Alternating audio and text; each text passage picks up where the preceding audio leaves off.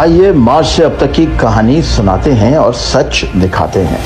مارچ میں عمران خان نے جب دیکھا کہ سب کچھ ہاتھ سے نکل رہا ہے اور حکومت بچانے کے لیے کوئی اخلاقی جواز نہیں بچا تو قوم کو ایک ایسے ٹرک کی بتی کے پیچھے لگا دیا گیا جسے خود اپنی منزل کا پتہ ہی نہیں تھا۔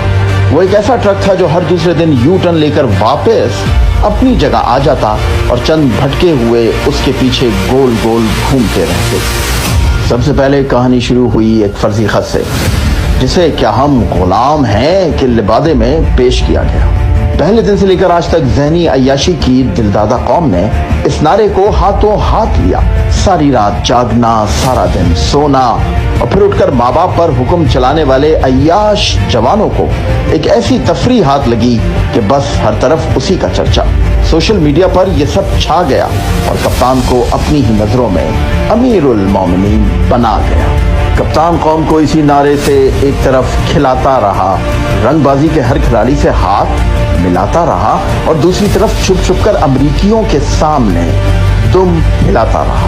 جب غلامی غداری کا کھیل اپنی موت آپ مرنے لگا، کپتان قوم کے دل اداروں کے خلاف نفرت سے بھرنے لگا۔ کبھی الیکشن کمیشن، کبھی پاک فوج اور کبھی عدلیہ اور کبھی ان سے جڑے لوگ۔ بس ایک کہانی تھی جو بار بار سنانی تھی۔ نواز شہباز زرداری اس کا تکیہ کلام تھا اور کبھی نشانے پہ دوسروں کا اسلام تھا۔ مذہب، ایمان، عقیدہ، حب الوطنی سب کا بس وہی امام تھا اور ہر مخالف پر ان سب کا دشمن ہونے کا الزام تھا۔